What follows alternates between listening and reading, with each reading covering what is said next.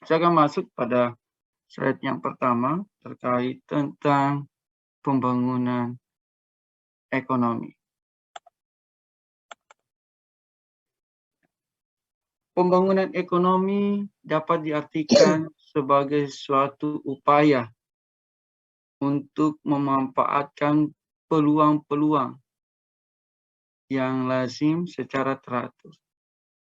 Apa yang dimaksud adalah bagaimana sebuah negara mampu menghasilkan namanya income atau pendapatan melalui mekanisme apa?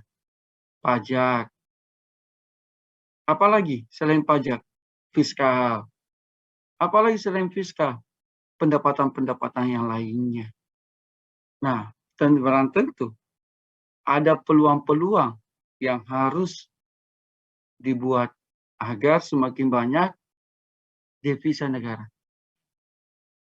Salah satu indikator keberhasilan negara jika pembangunan ekonominya terus meningkat. Ukuran yang bisa dilihat adalah bagaimana peningkatan ekonomi baik secara makro maupun mikro. Angka pengangguran semakin sedikit. Tingkat kesejahteraan masyarakat meningkat. Ditandai dengan banyaknya pembangunan infrastruktur.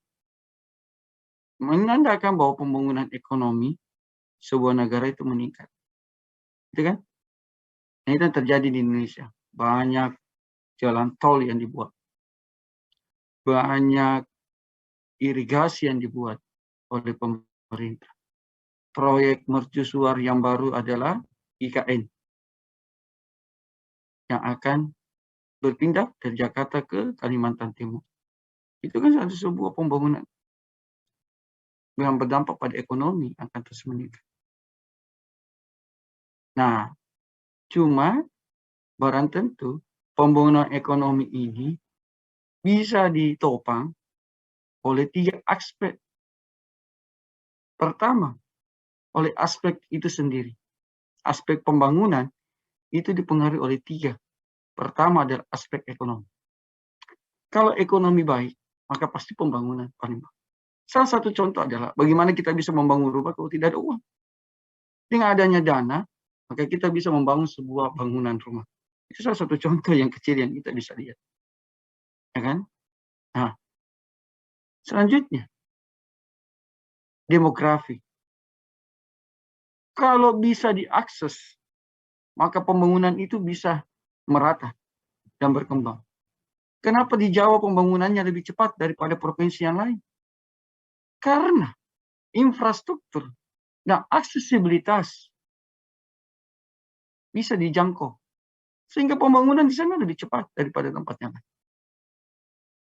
Maka barang tentu di setiap provinsi yang lain juga harus melakukan upaya-upaya untuk peningkatan sebuah pembangunan. Dengan cara apa? Memperbaiki demografi. Yang tadi pegunungan, bagaimana orang bisa menjangkau pegunungan itu? Yang dulunya cuma orang naik kuda bisa sampai ke sana. Maka harus dibuat jalan ke sana. Agar bisa orang mengakses. Sehingga orang juga bisa membangun di sana. Membangun puskesmas di sana. Membangun rumah sakit di sana. Sehingga masyarakatnya bisa hidup sehat. Masyarakatnya bisa hidup secara produktif. Nah, itulah yang dimaksud dengan pembangunan kesehatan. Ketiga faktor ini yang paling berpengaruh terhadap sebuah pembangunan, khususnya di Indonesia. Nah, pembangunan ekonomi selanjutnya adalah ada beberapa pemikiran mengenai pembangunan ekonomi. Pertama, membedakan antara sebuah komunitas atau negara, mulai dari negara miskin maupun negara kaya. Kalau kita lihat adalah negara kaya seperti Amerika, seperti Cina, dan lain sebagainya. Kita bisa belajar dari bagaimana dia mengembangkan sebuah pembangunan ekonomi. Mulai dari hulu sampai hilir, industri dia kuasai. Jadi kalau mau kaya sebuah negara, kuasai industri. Industri apapun. Kita sekarang gunakan HP kan rata-rata pakai Samsung. Di mana itu Samsung? Kan Korea. Lihat perkembangan Korea seperti apa. Ya kan? Kalau kita lihat Apple, kita lihat merek-merek yang lain. Ada sebuah negara menguasainya.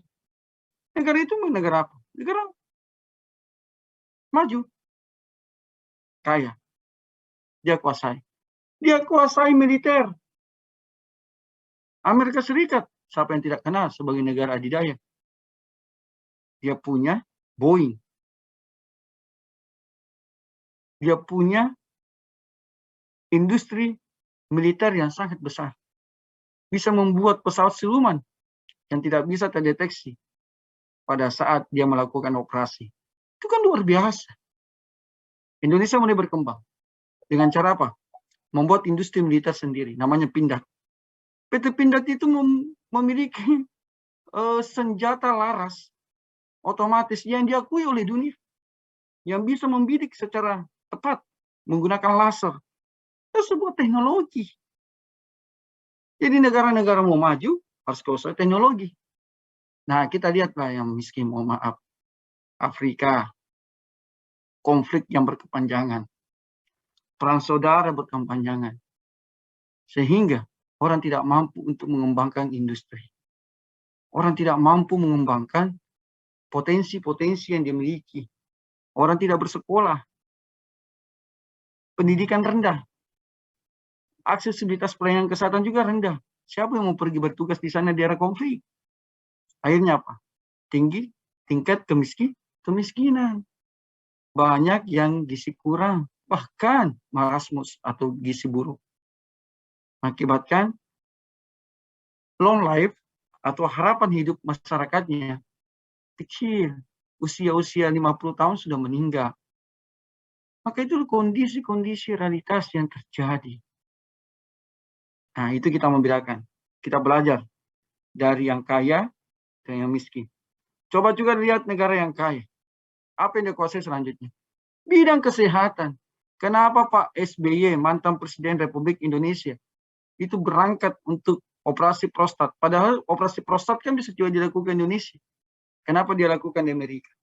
Karena teknologinya, akurasinya, itu dikuasai di sana. Yang alhamdulillah bisa sembuh. Itu kan teknologi. Singapura menguasai juga bidang kesehatan. Rumah sakit Mount Elizabeth cukup terkenal untuk Asia Tenggara. Itu kan bertanda bahwa ada penguasaan teknologi bidang kesehatan yang dikuasai. Cina ada pengobatan kanker di Guangzhou. Dan lain-lain. Ada sebuah teknologi untuk menjadi sebuah negara yang makmur atau kaya. Nah, selanjutnya, yang kedua, pemikiran yang kedua adalah menunjukkan proses perubahan dari negara miskin menjadi negara yang relatif lebih kaya. Nah, kira-kira negara apa yang bisa kita lihat di sini? Ada beberapa negara yang masuk pada negara yang berkembang.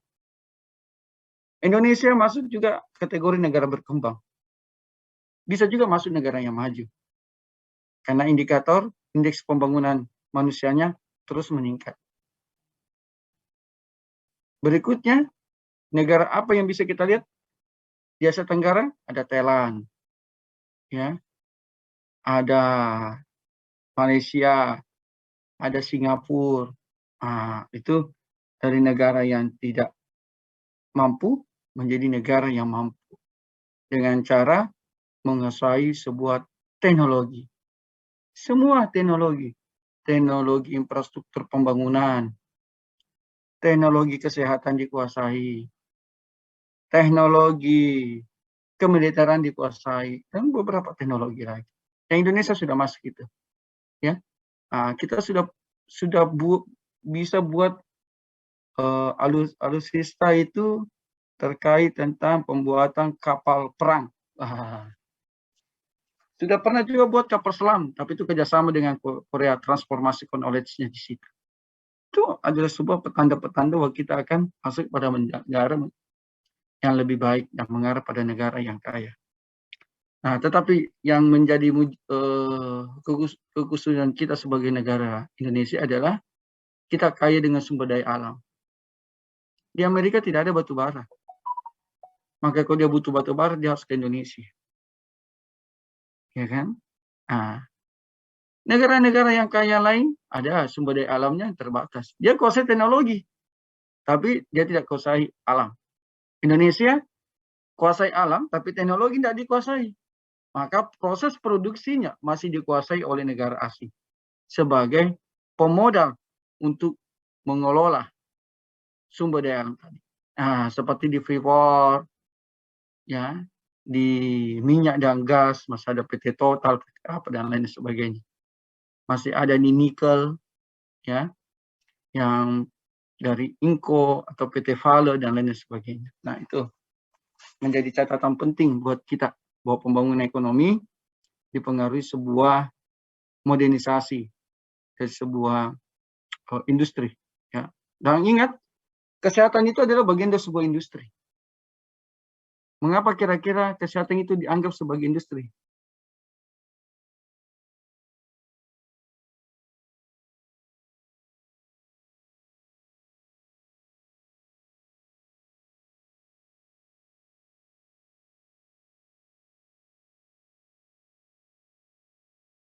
Nah, kira-kira kenapa? Ingat, apa perbedaan rumah sakit dengan pasar? Najwa Safira, apa perbedaan antara pasar dan rumah sakit? Pertanyaan sederhana. Apa perbedaan pasar dengan rumah sakit? Oke, kalau enggak, saya butuh jawaban cepat. Sela Alifkah? Karena dari tadi komat camit mulutnya, jadi mungkin dia mau menjawab. Ya, silakan Sela.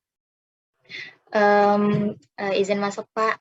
Ya. Tadi pertanyaan Bapak perbedaan pasar dengan rumah sakit. Ya, betul sekali. Kalau misalkan pasar itu Pak mungkin menyediakan pangan yang dibutuhkan oleh masyarakat, sedangkan kalau rumah sakit itu membutuhkan dari pelayanan kesehatan untuk masyarakat. Seperti itu Pak. Oke. Selanjutnya, Anissa Aulia Rahayu.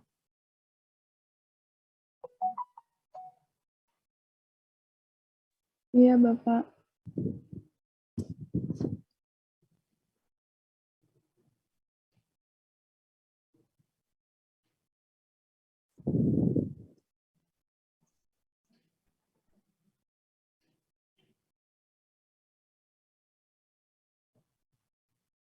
Apa? Apa Nisa? Jawabannya?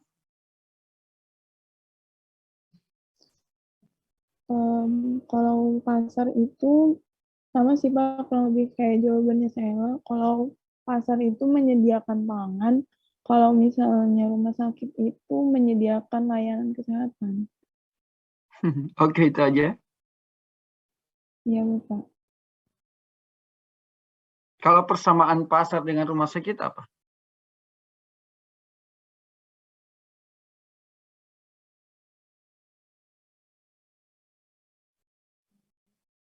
Orang ke pasar karena apa? Membeli kebutuhan sesuatu. Apa? Karena Kenapa kebutuhan, juga? Bapak. Karena kebutuhan. Orang ke rumah sakit kenapa? Karena kebutuhan juga mau berobat. Oke, kebutuhan juga berobat. Jadi, berdasarkan ciri pertama, maka pasar dan rumah sakit kan sama. Sama-sama kebutuhan. Oke? Selanjutnya, ada nggak yang dibeli di pasar kalau berdasarkan kebutuhan? Oke, berarti ada ya. Kalau ke rumah sakit, Ada nggak yang dibeli?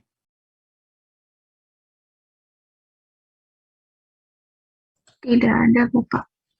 Apa yang ada kalau di rumah sakit? Menggunakan jasanya, Bapak. Menggunakan jasanya. Tapi kan bayar.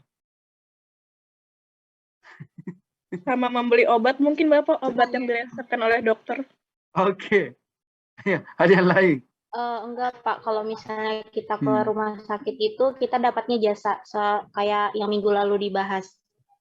Oke. Tapi kan bayar, toh?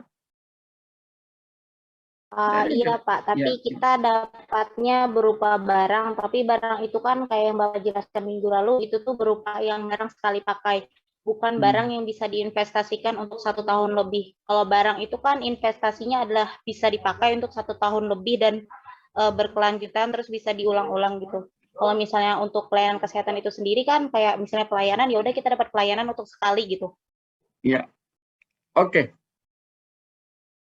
Maka ciri yang kedua sama-sama bayar atau ada yang dibeli. Nah, oke, itu dulu saya tidak mau lihat barang atau jasanya dulu, sama-sama dibayar, dibeli. Yang ketiga, ada nggak produk yang didapat? Kalau kita ke pasar, berarti kan ada produk kan? Nah, kalau kita ke pelayanan kesehatan, rumah sakit, ada nggak produk yang didapat? Ada toh? Ciri ketiga. Ya, keempat, pilihannya banyak nggak kalau ke pasar? Banyak kan? Karena tidak mungkin, bukan pasar namanya kalau cuma satu penjual, itu namanya kelontong atau loket ya, atau apakah. Sama kalau coba pernah ke Dialer itu cuma jual mobil, nggak jual makanan kan. Nah, jadi itu. Kalau ke rumah sakit banyak nggak produknya? Banyak kan? Jadi keempat. Dari sekian banyak, kalau di pasar ada yang menyediakan dan ada yang menawar, atau ada kan? Rumah sakit ada nggak yang menawarkan sebuah produk? Ada toh? Yang ada yang membeli kan? Maka pasar dan rumah sakit memiliki persamaan yang banyak terhadap sebuah investasi kebutuhan masyarakat. Kita sepakat ya? Maka ada industri di dalamnya. Kalau di pasar, maka ada namanya industri UKM, unit kegiatan masyarakat atau unit usaha masyarakat. Ada tempe, ada tahu yang ditawarkan kan. Ya kan, itu kan industri. Ada juga kebun, ada hasil pertanian, ada hasil perikanan. Oke, yang dikelola, yang diolah sehingga bisa kita konsumsi di pasar. Dibeli di pasar. Di pelayanan kesehatan ada nggak industri dalam? Iya jelas industri pelayanan kesehatan. Karena akan ada produk. Orang yang sakit masuk, keluarnya sembuh. Kenapa sembuh? Karena dioperasi. Nah, proses operasi kan dari sebuah industri menggunakan beberapa teknologi yang menggunakan intervensi manusia dan intervensi Allah. Jadi itu semua bekerja sama, ini menghasilkan sebuah kesembuhan. Nah, itu kan sebuah investasi.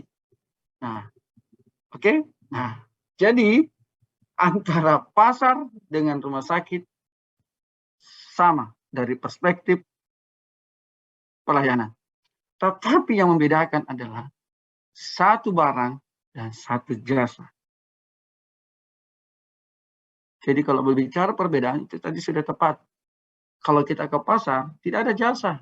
Semuanya barang karena ada produk yang dibawa pulang. Makanan dan minuman toh. Oke. Kalau orang ke pasar kan makanan minuman. Kalaupun ada penjual yang lain, contoh baskom, ember dan lain itu cuma aja itu pelengkap aja. Tapi inti kalau kita ke pasar pasti terkait tentang perut, kebutuhan makan dan minum. Nah, kalau kita ke rumah sakit kebutuhannya lain, adalah sembuh. Yang dibayar bukan barang, tetapi layanannya atau jasanya. Nah, oke. Jadi harus begitu cara pemahamannya. Jangan, oh tidak, beda itu pasar. Jelas beda. Pasar sama rumah sakit kan jelas beda. Tapi prinsip ekonominya hampir sama. Maka pengelolaan rumah sakit harus coba mencontoh bagaimana mengelola pasar. Bisa tangkap itu? Contoh apa? Pasti harus ada penawaran harga pada tingkat tertentu. Harus ada apa?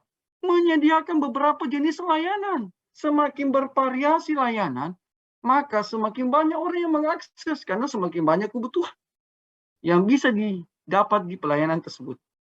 Tapi kalau pelayanannya terbatas, cuma 4 pelayanan spesialis, maka kalau ada orang yang sakit di luar dari spesialis tersebut, dia akan berpindah ke tempat layanan yang lain. Maka terbatas. Bagaimana mau berkembang? Nah, ini menyangkut tentang pembangunan ya, pembangunan ekonomi. Oke? Nah, nanti kita bahas kalau mengambil peminatan AKK. Ada namanya manajemen rumah sakit. Nah, nanti kita masuk kuliahnya itu. Lebih komprehensif. Oke? Saya cuma mengupas quicknya saja. Nah, selanjutnya, pada tahun 1950-an, negara didorong untuk menginvestasikan ya, dan menambah perolehan pendapatan devisa negara untuk bagaimana meningkatkan pembangunan. Ini era di mana kemerdekaan baru diraih, 5 tahun. Nah, bagaimana pembangunan? Ini masih Soekarno ya, belum ke Soeharto. Pembangunan ekonomi terus dipacu. Gedung-gedung bertingkat dibangun, perkantoran dibangun untuk meningkatkan sumber-sumber ekonomi pada program investasi. Nah, lebih meningkatkan pada pertumbuhan penduduk dan meningkatnya konsumsi. Karena semakin tinggi jumlah penduduk, maka semakin tinggi tingkat kebutuhan. Kebutuhan apa? Konsumsi barang dan jasa. Betul nggak? Jadi kalau tidak ada industri tekstil, di mana kita mau pakai baju? 286 juta jiwa, bukan kepala keluarga, jiwa rakyat Indonesia. Jika tidak ada tekstil, bagaimana saya bisa pakai baju batik pergi kantor? Bagaimana bisa kita pakai kerudung kalau tidak ada yang jual kerudung karena tidak ada industri? Maka industri itu akan semua masuk dari luar. Dan itu merugikan negara. Maka itu harus ditopang. Begitupun dengan pelayanan kesehatan. Untuk bagaimana meningkatkan konsumtif pertumbuhan penduduk, masih ingat penjelasan saya pada pekan sebelumnya? Semakin meningkat jumlah penduduk masyarakat, maka semakin banyak permintaan terhadap barang dan jasa. Artinya adalah meningkat konsumsinya. Jadi kalau kita tidak membuat puskesmas lebih banyak, kita tidak membuat rumah sakit lebih banyak, maka akan banyak masyarakat yang tidak mendapatkan akses pelayanan kesehatan. Tidak boleh lagi kita pakai demografi sebagai parameter bahwa satu puskesmas satu kecamatan. Salah satu contoh di Samarinda. Ada berapa kecamatan di Samarinda? Kalau saya tidak salah 6 atau 7 kecamatan yang ada di Samarinda. Puskesmas 22. Nah, benar itu? Artinya adalah lebih banyak puskesmas daripada kecamatan. Kira-kira kenapa lebih banyak puskesmas daripada jumlah kecamatan? Karena tidak melihat lagi dari kecamatannya, tetapi populasi dari masyarakat setiap kecamatan itu. Per 10.000 jiwa harus ada satu puskesmas. Jadi kalau ada 20.000 jiwa, maka harus ada 2 puskesmas. Tetapi letaknya tidak berdekatan. Tapi letaknya berdekatan dengan jumlah populasi tersebut. Sehingga semua orang bisa mengakses. Coba bisa bayangkan kalau 10.000 orang. Dan ingat, 5% itu adalah orang sakit dalam satu populasi. Per kurun waktu. Jadi kalau 10.000, maka ada orang yang sakit sekitar 500-an orang. Coba kira-kira kalau dia mengakses pelayanan kesehatan, sanggup kira-kira puskesmas melayani 500 orang? Nonsen. 100 lebih saja sebenarnya sudah tidak rasional berdasarkan hitungan pelayanan kesehatan. Maka sudah barang tentu pemerintah wajib hadir untuk mengembangkan pembangunan kesehatan. Tetapi berdampak pada pembangunan ekonomi karena investasinya besar. Maka itu dimulai dari tahun 50-an. Dibuatlah pembangunan ekonomi supaya merata. Sudah mulai ada rumah sakit di setiap kabupaten kota. Kecuali daerah pemekaran. Kalau daerah pemekaran ya pasti belum ada rumah sakitnya. Minimal tipe D. Dengan 4 spesialis 4 pelayanan dasar. Berikutnya, kita sudah masuk pada pembangunan kesehatan. Pembangunan kesehatan merupakan istilah yang sering digunakan untuk menunjukkan adanya proses perubahan dari tingkat masyarakat yang kurang menjadi lebih baik sesuai dengan standar kesehatan. Hakikat dari perubahan dapat dilihat dari kasus kematian bayi masyarakat. Jadi indikatornya, kalau kita mau lihat bahwa pembangunan kesehatan itu baik, sederhana. Lihat kasus kematian bayi. Kalau masih ada kasus kematian bayi, berarti miskin. Pembangunan kesehatan tidak berkembang. Masa bisa mati kasus bayi? Masih ada kasus bayi. Berarti masih ada orang tidak ditolong oleh pelayanan kesehatan. Berarti masih ada yang mengakses dukun beranak. Nah, itu kan menjadi catatan buruk untuk pelayanan kesehatan. Kematian bayi lebih banyak disebabkan oleh penyakit apa? Selain dari proses persalinan, ada juga terserang penyakit. Dan ternyata penyakit diare atau gangguan pernapasan.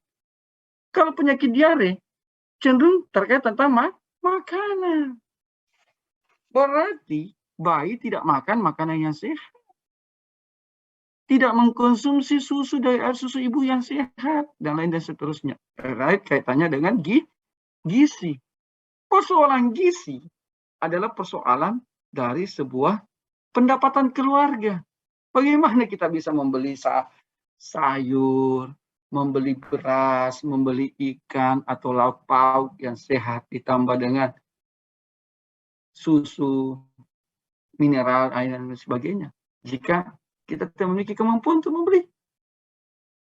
Jadi ini ibarat mata rantai. Ibarat mata rantai.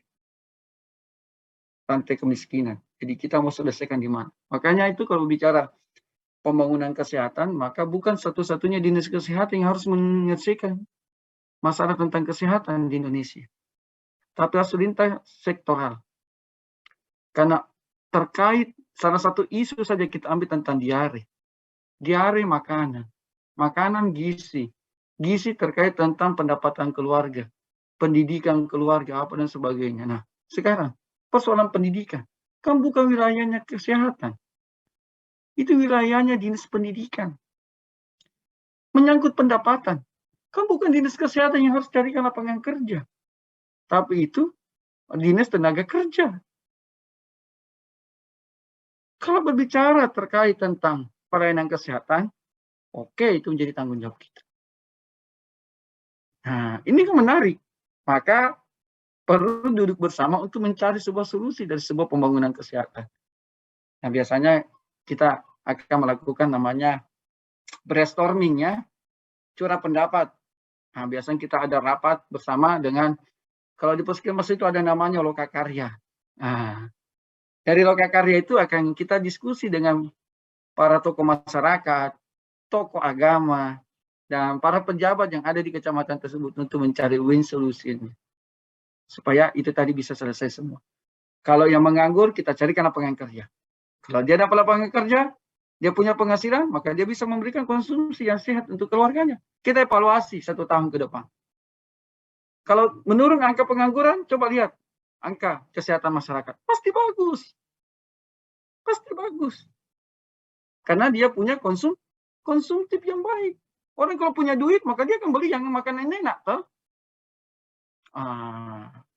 Cuma perlu hati-hati, akan terjadi transisi epidemiologi dan transisi penyakit yang baru. Kalau dari miskin tadi naik menjadi middle class, naik menjadi high class. Nah, pada saat high class, nah itu akan berubah status kesehatannya.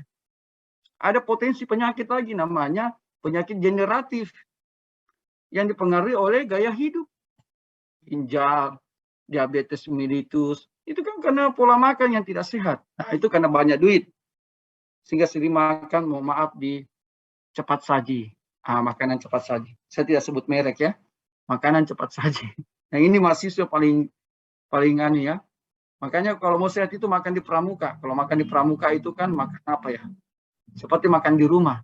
Tapi banyak mahasiswa saya temukan makannya di tempat-tempat yang di mana itu bersoda airnya, ya, ya makanan tidak sehat lah ya, artinya makanan cepat saji, yang goreng apa dan sebagainya. Nah itu berada pada high class, tapi pada akhirnya akan menimbulkan juga sebuah penyakit-penyakit generatif ke depannya. Oke. Penelitian dilakukan oleh Schultz dan Denison pada tahun 62 menunjukkan bahwa 20% dari pertumbuhan ekonomi di Amerika Serikat untuk beberapa dasawarsa oleh perbaikan dalam tingkat ekonomi yang dipengaruhi oleh kesehatan. Semakin meningkat status kesehatan masyarakat di Amerika, maka pertumbuhan ekonomi itu semakin baik. Kira-kira kenapa? Analisisnya.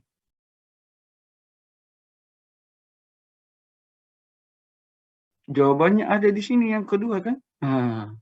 Partisipasi kerja itu meningkat. Saya kalau sehat bisa mengajar 10 kelas satu hari, gitu. Artinya, ya kalau saya pernah mengajar di swasta, semakin sering mengajar, semakin banyak amplopnya.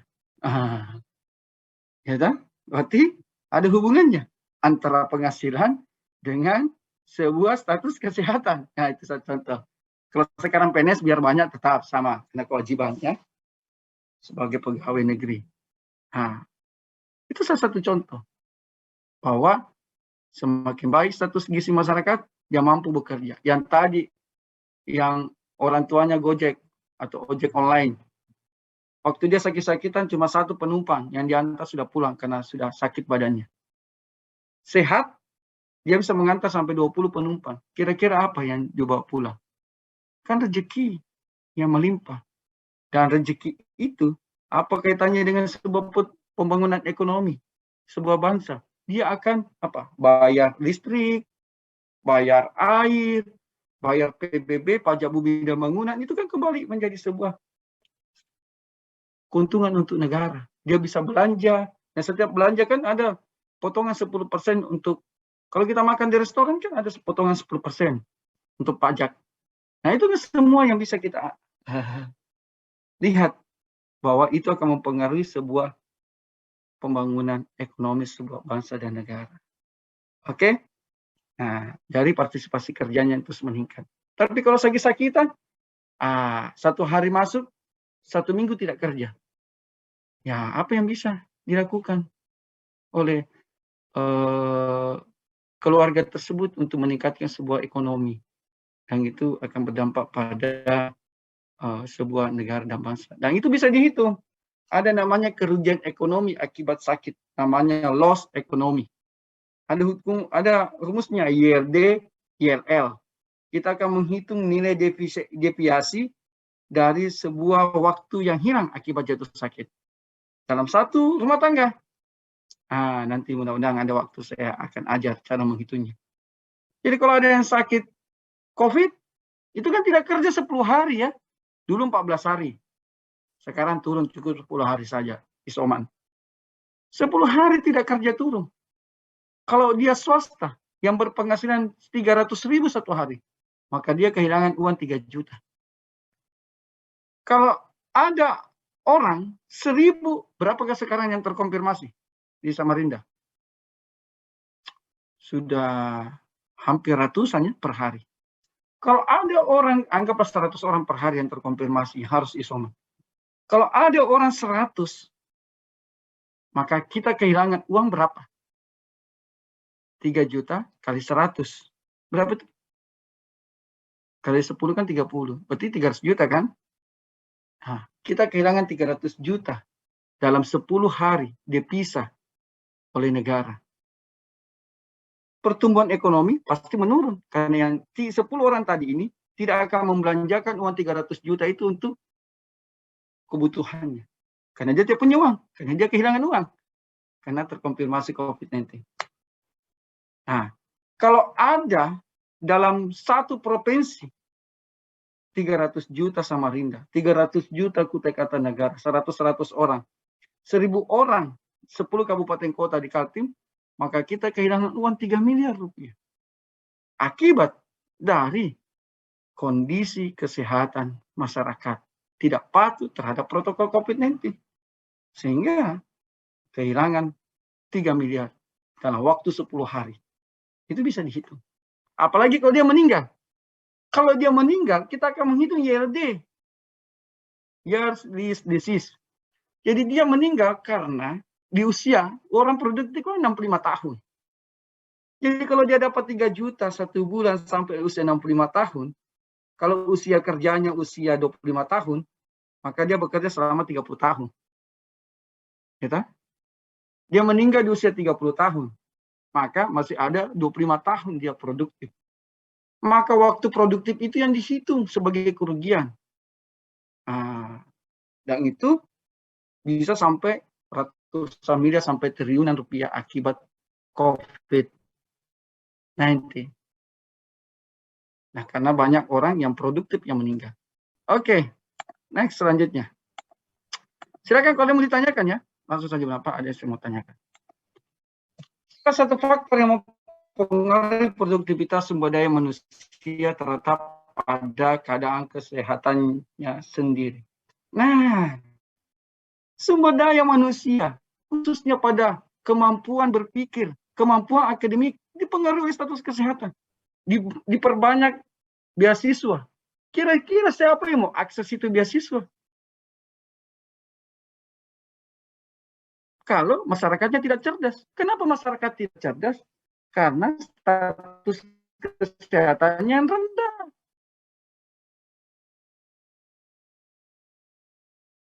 Siapa yang mau akses itu? Kembali lagi, tidak bisa diberikan kepada rakyat Indonesia. Dibuka ke Amerika 500 orang. Ternyata cuma 100 orang yang bisa lulus. 400 orangnya tidak bisa lulus ke Amerika. Kira-kira kenapa? Status kesehatan itu berpengaruh. Kalau mau baik, kita harus memprediksi bahwa maju seperti Amerika bisa kita buat ya project yang disebut dengan Golden Generation atau generasi emas Indonesia 30 tahun ke depan. Kalian inilah nanti, kalau saya bukan lagi waktunya. Kenapa? Karena kalian akan memiliki namanya keturunan. Ya kan? Akan menikah, punya keturunan, perbaiki status gizinya. Anda, perbaiki status gizinya nanti keturunan Anda. Harus sekolahkan dengan baik. Pasti dia akan menjadi orang yang cerdas. Itu yang dilakukan oleh bangsa-bangsa yang lain. Kita bisa lihat Jepang waktu dibom atom Nagasaki dan Hiroshima oleh sekutu. Apa yang terjadi di negara itu? Berpuluh-puluh tahun dia menderita efek dari radiasi nuklir tersebut. Tetapi setelah dia memperbaiki gizi kesehatan masyarakatnya, pelayanan kesehatan masyarakatnya, ditunjang dengan pendidikan yang baik, sekarang dia jauh lebih baik daripada bangsa kita yang belum pernah dibom atom. Kita perlu belajar banyak terkait hal itu. Harusnya kan punah itu negara karena sudah dibom atom. Tapi kok bisa dia bangkit? Kira-kira bagaimana caranya dia bisa bangkit? Dia perbaiki status kesehatan masyarakatnya, kemudian dia perbaiki pendidikan masyarakat. Kira-kira kalau langsung dibangun sekolah itu hari di sana, siapa yang mau sekolah? Tidak kan? Dia harus perbaiki dulu. Akhirnya dulu bangsa di sana, negara di sana kecil-kecil orang yang tinggi daripada orang Indonesia. Nah, itu sebuah pembelajaran-pembelajaran yang positif yang kita bisa lihat. Bahwa dengan pembangunan ekonomi suatu negara, itu berdampak pada pembangunan kesehatan. Sumbangan sektor kesehatan terhadap pertumbuhan ekonomi. Tampaknya ada semacam persetujuan di kalangan peneliti bahwa kekurangan gizi serta derajat kesehatan masyarakat yang rendah erat hubungannya dengan kemiskinan. Ya, sehingga sangat memungkinkan apabila derajat kesehatan masyarakat itu harus diperbaiki. Pertumbuhan ekonomi yang cukup baik di dalam keluarga barang tentu sudah meningkatkan sebuah produktivitas sumber daya manusia untuk peningkatan sebuah pembangunan ekonomi di sebuah daerah. Oke. Berikutnya, sumbangan sektor kesehatan terhadap pertumbuhan ekonomi.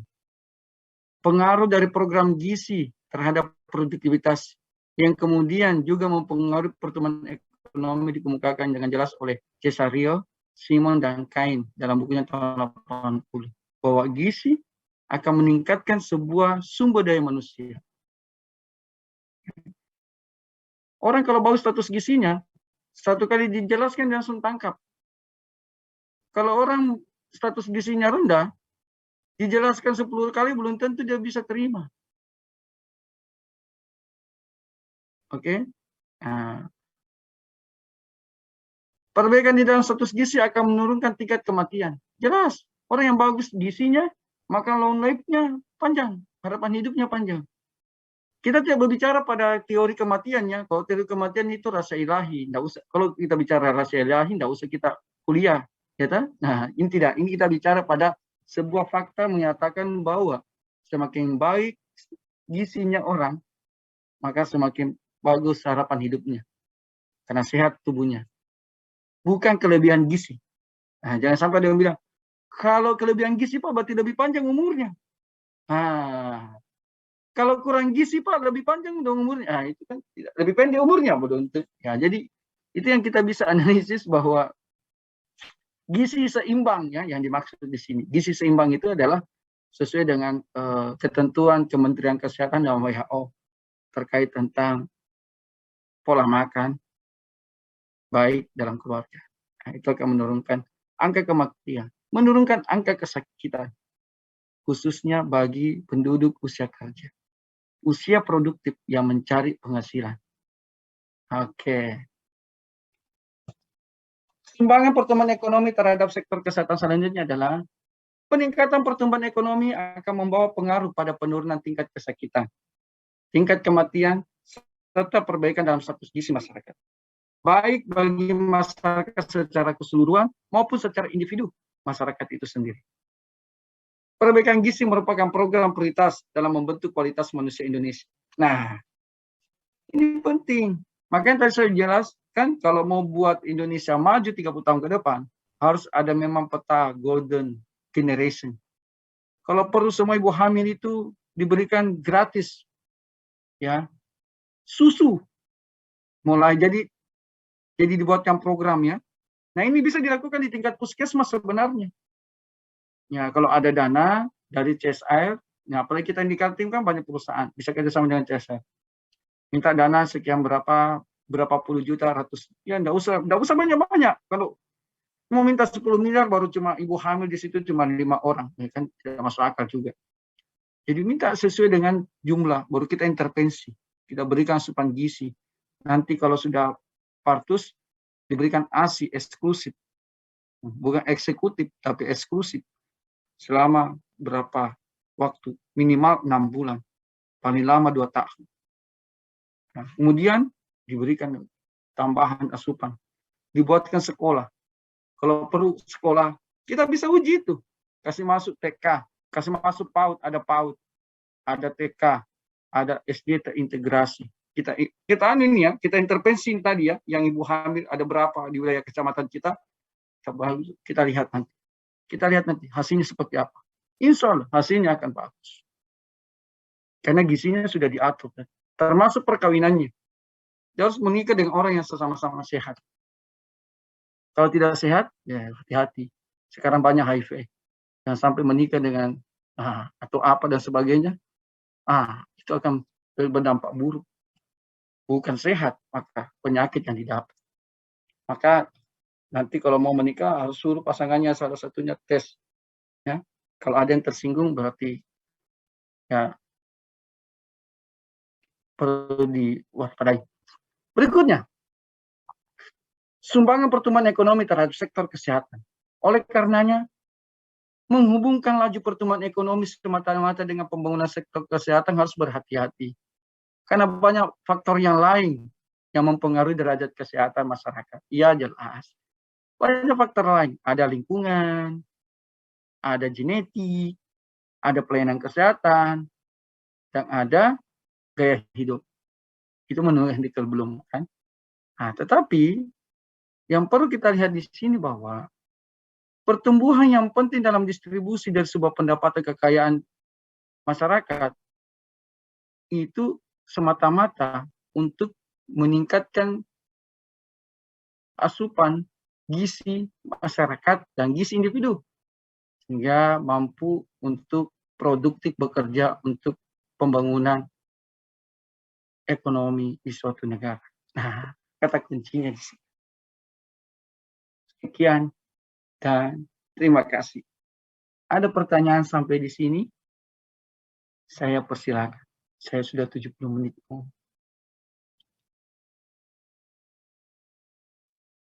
Oke, silakan Gesa. Baik Bapak, sebelumnya terima kasih atas kesempatannya menanggapi tentang pernyataan Bapak tadi bahwa aspek kesehatan itu sangat penting dalam mendukung pembangunan ekonomi dan menjadi tolak ukur juga dalam keberhasilan suatu negara. Seperti yang tadi sempat Bapak singgung bahwa Bapak SBY itu melakukan operasi kanker prostat di Amerika Serikat dan berhasil sembuh lalu kembali ke Indonesia, Bapak. Nah, secara tidak langsung juga tindakan atau keputusan Bapak SBY melakukan perawatan atau pengobatan di luar negeri itu membentuk persepsi masyarakat kita bahwa pelayanan kesehatan di luar negeri itu jauh lebih baik daripada di Indonesia. Padahal mungkin di Indonesia sendiri sudah ada beberapa pengobatan kanker yang melayani pengobatan kanker prostat begitu Bapak. Nah, apakah adanya muncul persepsi tersebut dapat menjadi penghambat dalam pembangunan ekonomi Bapak karena kurangnya kepercayaan masyarakat Indonesia sendiri dalam pelayanan kesehatan yang terkesan tidak manjur mungkin Bapak. Terima kasih. Oke. Makasih Gisel. Jadi pembangunan ekonomi dengan pembangunan kesehatan itu memang irisannya sangat kecil ya. Artinya persamaannya saling berhubungan, simbiosis mutualismenya sangat erat. Kalau pembangunan ekonomi tidak ada, maka kan pembangunan kesehatan juga sulit karena kesehatan bisa dikembangkan kalau ada dana. Berikut pun sebaliknya, jika pembangunan kesehatan tidak berkembang, maka orang tidak akan produktif untuk bekerja, sehingga berdampak pada pembangunan. Nah, terkait dengan bagaimana pelayanan kesehatan itu, maka kita bisa lihat ya, sebenarnya bahwa banyaknya orang mengakses pelayanan kesehatan di luar negeri itu kan berdampak pada sebuah krisis kepercayaan juga. Krisis kepercayaan, bayangkan ya, seorang mantan presiden melakukan pengobatan di luar negeri. Kira-kira kenapa? Berarti kan ada capaian harapan ya, untuk memberikan pelayanan terbaik bagi mantan presiden Republik Indonesia. Ya, patut kita apresiasi. Tapi kenapa harus di Amerika? Dan kenapa harus di rumah sakit tersebut? Karena rumah sakit tersebut memang menjadi rumah sakit rujukan kanker di dunia. Jadi bisa nggak kita adopsi agar di Indonesia ada teknologi atau ada kemampuan untuk melakukan tindakan yang sama di tempat tersebut, sehingga itu bisa kita kembangkan sebuah teknologi itu, sehingga Indonesia juga akan bisa memiliki pusat kanker prostat atau kanker yang lainnya yang ada. Dan itu sangat memungkinkan untuk kita gunakan. Nah, maka sudah barang tentu pembangunan ekonomi akan ikut berdampak. Nah, tetapi investasinya kan besar untuk membangun itu. Bukan saja pada faktor alat, tapi sumber daya manusianya juga. Kenapa? Karena tanpa didukung oleh sumber daya manusia, siapa yang mengoperasionalkan teknologi itu? Karena teknologi itu tidak murah, mahal. Pada saat dioperasionalkan pada orang yang tidak pas, maka itu akan bisa mengakibatkan kerugian. Lain dan selanjutnya dan seterusnya. Maka harus ada transformasi knowledge ke depannya seperti apa. Nah, ini banyak pembelajaran yang kita bisa dapat dari sebuah hal itu. Tetapi patut kita apresiasi di Indonesia bahwa pelayanan kesehatan itu sudah sangat baik dan bermutu. Saya rasakan sendiri pada saat saya merawat orang tua yang harus mendapatkan operasi pengangkatan kantong empedu. Dan itu tidak harus dilakukan di luar negeri. Bisa dilakukan di Indonesia dengan metode laparoskopi. Teknologi laparoskopi itu tidak menggunakan lagi pembedahan, tetapi menggunakan sistem komputerisasi dengan teknologi laser. Dan itu meminimalkan nosokomia yang akan ada timbul atau dampak-dampak setelah operasi itu. Dan itu sudah ada di Indonesia. Dan itu yang patut kita apresiasi. Ya kan? Dan selanjutnya seterusnya. Nah, dan itu juga sebenarnya kalau itu bisa dilakukan di Indonesia kan, maka negara juga tidak akan kehilangan ya biaya pelayanan kesehatan di Indonesia. Tidak usah kita ambil jauh. Di Kaltim ini luar biasa. Sudah bisa melakukan operasi bypass. Rumah sakit AWS itu teknologinya luar biasa. Bahkan sudah bulan Mei itu bisa melakukan namanya PET CT scan. Alat PET CT scan itu jadi semua masyarakat yang diduga ada kanker dan tumor dalam tubuhnya bisa menggunakan teknologi itu untuk mendiagnostik apa penyebab. Nah, itu ada sebuah teknologi-teknologi yang bisa berdampak pada sebuah pembangunan ekonomi dan pembangunan kesehatan. Ya, seperti itu bisa. Baik, Bapak, terima kasih atas penjelasan dan tanggapannya, Bapak. Oke, ada yang lain?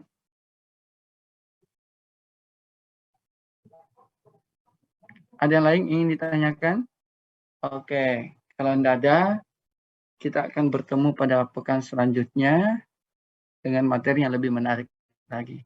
Tapi sebelumnya itu saya perkenankan dulu untuk menampilkan. Setelah saya cek, saya kira itu semua adik-adik sudah menyelesaikan pembayaran SPI-nya. Saya tidak terlalu tahu juga namanya, tapi jika ada namanya sih tidak usah ada yang tersinggung. Sudah kelihatan di slide, ini masih ada angkatan 2021 yang belum membayar SPI. Ini ada sekitar 7 orang lagi yang belum membayar. Saya harap bisa melakukan pembayaran dan mengingatkan kepada kedua orang tua bahwa sebenarnya ini dibayar sebelum. Jadi ada beberapa yang bermohon ke saya dan saya ACC untuk melakukan pembayaran di bulan Februari ini. Walaupun proses perkuliahan sudah berlangsung. Sekiranya bisa di bulan Februari ini, ini sudah selesai semua untuk pembayaran SPI-nya. Karena dana SPI ini akan saya gunakan untuk membangun kanopi di parkiran Gedung Baru. Sehingga semua mahasiswa nantinya akan nyaman menyimpan kendaraan di parkiran lagi. Tidak kena panas, tidak kena hujan lagi. Tetapi mohon dibantu saya untuk pembayaran SPI-nya. Karena dari pembayaran SPI ini saya akan gunakan. Dan tidak tanggung-tanggung mahalnya membuat kanopi tersebut. Untuk membuat kanopi yang bagus, seperti yang dibuat oleh farmasi, kita harus menghabiskan uang 200 juta. Iya, jadi itu tidak murah. Apalagi di tempat kita itu dibawanya gedung baru itu adalah konstruksi beton. Jadi dia harus membuka beton dulu baru dimasukkan itu batangan besi. Itu yang saya harap teman-teman semuanya bisa mengerti, disampaikan kepada kedua orang tua untuk hal ini. Dan saya berapresiasi kepada teman-teman yang sudah membayar. Saya akan masuk. Sudah bayar. Yang sudah bayar, saya berterima kasih sekali. Ya, nah, ini namanya sudah bayar. Ini ada sudah 33 orang. Nah, ya, 33 orang yang sudah membayar. Bahkan hari ini, ya, tanggal cantik, tanggal 22 bulan 2 tahun 2022, Imelda Suci Lestari melakukan pembayaran. Ya, terima kasih Imelda, apakah di kelas A atau di kelas B. Ya, saya ucapkan banyak. Ya, silakan. Pak, ya, mohon maaf Pak, sebelumnya saya off cam. Saya mau konfirmasi Pak, kemarin waktu pengisian SIA nama saya salah Pak, harusnya Nur Asrini WIDYA bukan Widaya, tapi di SIA tulisannya Widayawati. Jadi Oke, silakan nanti hubungi Mas Respiannya di akademik ya. Nanti dibantu dirubah. Oh gitu ya. Makasih Bapak. Oke. Ya, harus dirubah cepat supaya nanti terlena, nanti ijazahnya nanti salah, rumit itu kalau ijazah salah namanya. Jadi Ya. nanti dia ya. Oke. Baik, makasih Pak. Itu hubungi Mas Respian. Oke, makasih. Kenal Mas Respian kan? Iya Pak, tahu. Oke. Iya. Ada yang lain? Kalau Mas Respian itu paling ganteng se-FKM. Ya, kalau ada mau dapat orangnya gampang. Kalau ada sudah orang gantengnya FKM pasti Mas Respian. Oke, ada yang lain?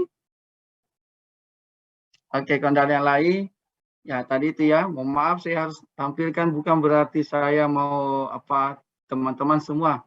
Tapi ada dua bentuk yang saya akan informasikan. Pertama, rasa syukur saya bahwa sudah ada pembayaran 80% dari jumlah mahasiswa yang masuk melalui jalur mandiri untuk melakukan pembayaran SPI. Sementara masih ada 7 orang yang belum melakukan pembayaran. Nah, saya berharap secepatnya dilakukan pembayaran tersebut dan dinyatakan lunas, karena saya tidak mau nanti, sebenarnya ada efek, tidak dibayar pun no problem ini, tetapi ada efeknya. Efeknya adalah pada saat Anda nanti mau ujian skripsi, dan jika tidak terbayar, maka Anda tidak bisa melakukan ujian skripsi. Karena itu, harap dilakukan pembayaran. Yang selanjutnya sudah ada komitmen antara pimpinan dengan orang tua menandatangani materi di atas materi 10.000 untuk sanggup membayar selama 2 semester untuk pembayaran SP-nya. Dan cukup, karena kita itu bisa dicicil. Di kedokteran dan di farmasi itu tidak bisa dicicil, itu harus. Nah, itu bentuk kami untuk bisa. Dan paling terkecil, paling terkecil 20 juta. Di farmasi 50 sampai 100, kedokteran 300 juta. Jadi kita paling kecil. Saya harap mohon kerjasamanya yang baik. Dan dana itu akan kita pertanggungjawabkan dengan baik. Sekian, terima kasih. Assalamualaikum warahmatullahi wabarakatuh. Dan sehat semuanya ya. Sudah absen semuanya? Sudah, Bapak. Sudah Bapak. Oke. Ya, nanti bahannya Makasih saya banyak, berikan Bapak. ya. Sehat selalu. Sama-sama. Atau tunggu dulu, saya berikan bahannya ya. Masuk nggak bahannya?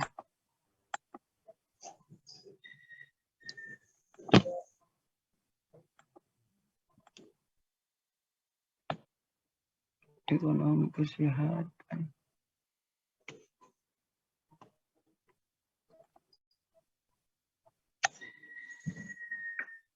Ekonomi ekonomi kesehatan.